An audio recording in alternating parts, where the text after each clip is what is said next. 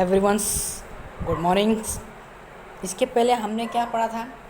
Glucose, उसके classifications और mutarotation in our previous video. तो आज हम पढ़ेंगे glucose tolerance test. Glucose tolerance test क्या होता है? इसमें हम क्या करते हैं, देखते हैं पर्सन्स के बॉडी में यानी उसके ब्लड में कितना अमाउंट ऑफ शुगर प्रेजेंस है। कहीं उसको डायबिटीज़ तो नहीं, कहीं उसको ग्लूकोज की कमी तो नहीं, समझ रहे हो? हाँ, कहीं उसको ग्लूकोज की कमी नहीं। तो इसको चेक करने के लिए हम किसका यूज़ करते हैं? टॉलरेंस टेस्ट के लिए। तो आइए पढ़ते हैं। Glucose tolerance test is done to know the ability of an individual to respond in maintain blood sugar homeostasis by giving or loading the glucose, and the diabetes can be diagnosed the basic of glucose tolerance test। यानी glucose tolerance test जो होता है, हम क्यों जानने को कितना उसके बॉडी में जो ब्लड शुगर लेवल है वो मेंटेन हो रहा है कि नहीं। होम्योस्टेटिस का मतलब क्या होता है? इंटरनल इन्वायरमेंट में किसी भी एक स्पेसिफिक जो वर्क होता है वो पूरी तरीके से मेंटेन है कि नहीं, यानी ब्लड शुगर लेवल मेंटेन है कि नहीं। अगर नहीं है तो इसको एक्सटर्नली उसको क्या किया जाता है? इंसुलिन दिया जाता है। अगर उसका पैनक्रियास सही नहीं है, अब उसको ज़्यादा हो गया है, डायबिटीज़ हो गया है, यानी डायबिटीज़ होना, यानी डायबिटीज़ कब होगा? जब ब्लड शुगर लेवल आपके बॉडी में ज़्यादा हो जाएगा, तो यानी आपका पैनक्रियास काम नहीं कर रहा है, यानी इंसुलिन आपका काम नहीं कर रहा है। इंसुलिन जब छूटेगा ही नहीं तो ब्लड शुगर लेवल को ऑब्जर्व करेगा ही नहीं। ठीक है।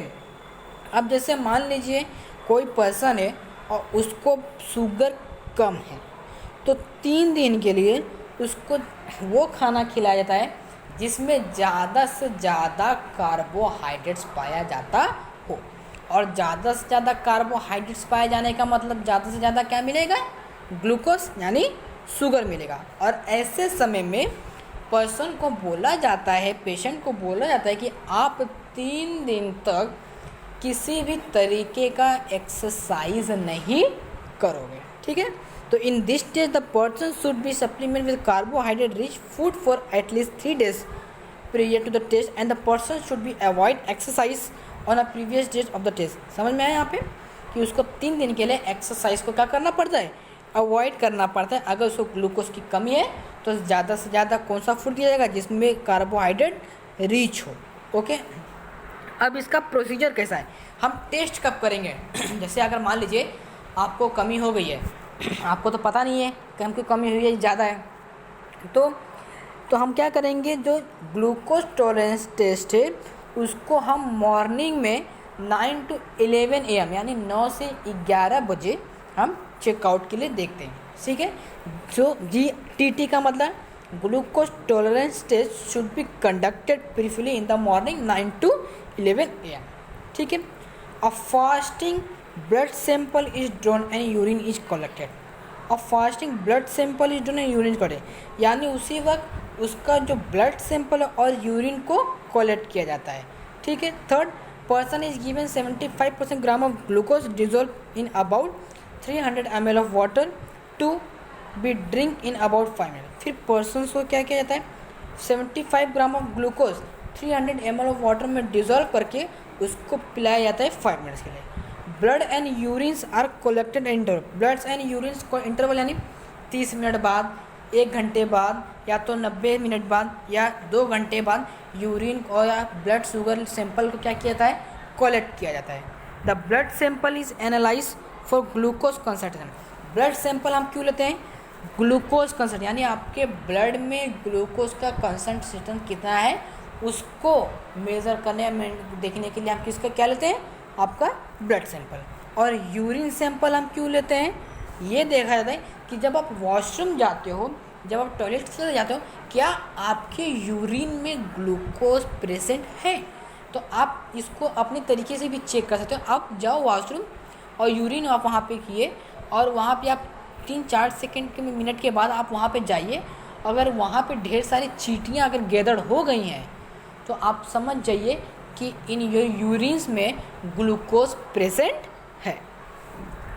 Last, the fasting sample of urine is also tested, यानी फास्टिंग सैंपल ऑफ यूरिन आज टेस्टेड क्यों होता है?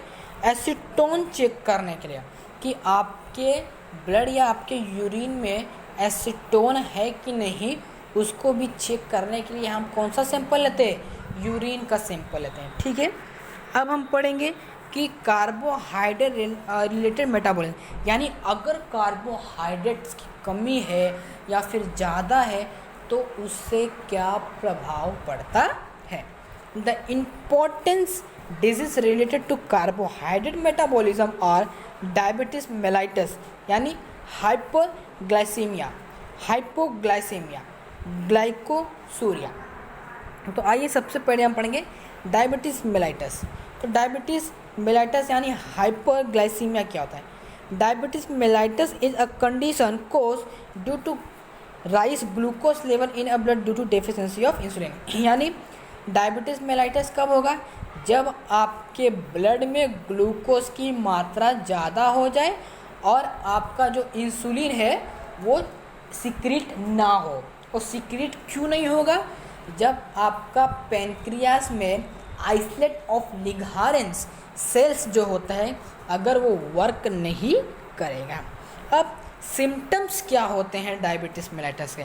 तो सबसे पहले हाइपर ग्लाइसीमिया, ग्लूकोसूरिया यानी यूरिन में उसको ग्लूकोज पाया जाएगा, वीकनेस, वीकनेस यानी उसको वीकनेस और टायर्डनेस, थकान से लगेगा, lose of body weights, thirsty, उसको प्यास ज़्यादा लगेगी, फिर पोलोडिस्पिया, डिहाइड्रेशन होगा, breathless, polyuria, urine out, polyuria मतलब यूरिन आउट, जब आप यूरिन के लिए जाओगे तो ढेर सारे यूरिया वहाँ से सीक्रेट होंगे, reduce visual activity, pain in leg, दर्द होगा, dry skin, cracked lips, rice pulps and polyphagia, increase appetite, increase appetite का नहीं, पेट में थोड़ी बहुत दर्द चालू हो जाएंगे ना। Cause of diabetes mellitus, cause क्या होता है? जेनेटिक फैक्टर, या तो आपके पेरेंट्स से या तो आपके दादा दादी नाना नानी किसी भी जरिए आपके अंदर वो जीन के द्वारा आया हो। ओबेसिटी, थकावट जैसे। अब डिटरी इंटेक ऑफ शुगर, या तो आप क्या कर रहे हो, खाने के साथ से ज़्यादा आप क्या ले रहे हो? शुगर ले रहे हो। Increase rate of glucose observation from intestines, जब भी आप खाना खा रहे हो उस वक्त जब आप शुगर आपने जब लिया हो तो आपके स्मॉल इंटेस्टाइन्स में ज़्यादा से ज़्यादा शुगर ही क्या हो रहा है? एब्जॉर्ब हो रहा हो। डिक्रीज लेवल ऑफ इंसुलिन, या इंसुलिन का जो सिक्रेशन है वो क्या हो जाए? डिक्रीज हो जाए, वो क्या हो जाए? डिक्रीज हो जाए। ट्रीटमेंट क्या है इसका? Use of oral antibiotic agent, antibiotic agent, anti diabetic agent क्या होता है? यानी जो डायबिटीज़ की, जैसे अब क्या होता है कोई भी वायरस हो गया तो उसके लिए एंटीवायरस, तो डायबिटीज़ हो गया तो डायबिटीज़ के लिए हम क्या यूज़ करेंगे? एंटी डायबिटिक एजेंट यूज़ करेंगे। जैसे एग्जांपल में दिया हुआ है मेटफॉर्मिन एंड ग्लिब्जेंटिया। Use of insulin in the form of injection, अब जिसको डायबिटीज़ हो जाता है, आप देखिएगा आपके फैमिली मेम्बर्स में या आपके नेबर्स में किसी को इंसुलिन हुआ होगा तो उसको क्या किया जाता है? इंसुलिन का डोज दिया जाता है बाय द इंजेक्शंस के द्वारा। High proteins and low carbohydrate and fat, proteins ज़्यादा दिया जाता है और कार्बोहाइड्रेट और फैट्स कम दिया जाता है। क्यों? क्योंकि कार्बोहाइड्रेट और फैट में ही आपका ग्लूकोज कंटेंट होता है। नाउ ग्लाइकोसूरिया क्या होता है? The condition which abnormal quantities glucose found in urine it can be classified follow. अगर आपके यूरिन में ग्लूकोज फाइंड हुआ या ग्लूकोज मिला तो उसको हम क्या बोलेंगे? ग्लाइकोसूरिया बोलेंगे। अब एलिमेंट्री देखो यहाँ पे 3 तरीके होते हैं, एलिमेंट्री ग्लाइकोसूरिया, रीनल ग्लाइकोसूरिया और डायबिटिक ग्लाइकोसूरिया। एलिमेंट्री ग्लाइकोसूरिया क्या होता है? ये टेम्पररी, यानी जब आप यूरिन जाओगे तो कुछ समय के लिए ही आपके यूरिन में ग्लूकोज दिखाई देंगे। और ये कब होता है? जब आप ज़्यादा से ज़्यादा कार्बोहाइड्रेट ले लीजिए, क्या कर लीजिए? ज़्यादा से ज़्यादा कार्बोहाइड्रेट आप ले रहे हो, या तो फिर या आपके ब्लड में रेगुलेशन मेटाबॉलिज्म ऑफ ब्लड का शुगर का जो मेटाबॉलिज्म है उसका रेट क्या हो जाए? इंक्रीज हो जाए। ठीक है। रीनल ग्लाइकोसूरिया क्या होता है? अब आप किडनी पढ़े हो, किडनी का जो रीनल ट्यूब्यूल्स है वहाँ पे क्या होता है, जब यूरिन का फॉर्मेशन होता है तो उसी वक्त वहाँ पे मैक्सिमम नंबर ऑफ, कुछ मिनिमम नंबर ऑफ ग्लूकोज भी सिक्रे, यानी ग्लूकोज भी उस यूरिन में फॉर्म्ड होता है, ठीक है ना। Diabetic glycosuria, this type of glycosuria occur in diabetes mellitus due to hyper glycaemia resulting from insulin deficiency. इसमें क्या होता है, डायबिटीज मेलाइटस होता है। इसमें क्या होता है, डायबिटीज मेलाइटस यानी जब ग्लूकोज का लेवल क्या हो जाए, बढ़ जाए, और इंसुलिन डेफिशिएंसी यानी आपका जो इंसुलिन या पैनक्रियाज है इंसुलिन सीक्रेट ना करे। थर्ड आपका क्या है, hypoglycaemia, it is a condition in which blood sugar level is below. ये ऐसा है जिसमें ब्लड शुगर यानी जो ब्लड में आपका शुगर का लेवल क्या हो जाए, डिक्रीज हो, यानी उसका लेवल क्या है, कम हो जाए। कितना कम, 60 mg/dl, ठीक है। द सिम्टम्स ऑफ हाइपोग्लाइसीमिया क्या है, आर फीलिंग ऑफ हंग्रीनेस, यानी ज़्यादा से ज़्यादा उसको गुस्सा आएगा, इरिटेट होगा कि मैं उसको क्या कर दूँ, ठीक है। हेडेक, सर दर्द करेगा।